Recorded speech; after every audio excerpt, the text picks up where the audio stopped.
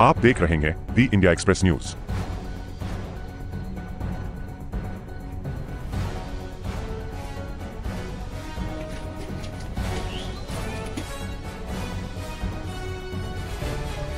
शुरू कहीं कि अगला बेचारे कहीं आज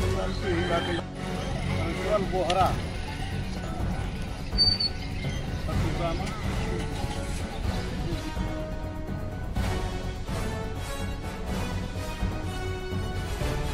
राजनीतिक दलहरूले कसलाई उम्मेद्वार बनाउलान् र को आउला भन्ने कौतूहल त देशभर बढेको छ। रूपन्देही क्षेत्र नम्बर 3 दीपक बोहराको असामयिक निधनसँगै रिक्त भएको हो। राष्ट्रिय प्रजातन्त्र पार्टीका वरिष्ठ नेता बोहराले यस क्षेत्रमा विकासको जग बसालेका थिए। उनलाई विकास प्रेमी नेताका रूपमा जनताले सम्झने गरेका छन्। व्यवसायसँगै राजनीतिमा पनि सक्रिय बोहराका कान्छा छोरा प्रज्वल बोहरालाई राप्रपाले बोहराको उत्तराधिकारीको रूपमा अघि बढाउन सक्ने स्थानीय नेताहरूको बुझाइ छ। स्थानीय नेताहरूको अनुसार बोहराका छोरा विगतदेखि नै बाबुलाई राजनीतिक कार्यक्रमहरूमा साथ दिँदै आएका थिए, जसले गर्दा उनलाई उम्मेद्वार बनाउँदा विरासत जोगिने विश्वास राप्रपाको छ। 2079 सालको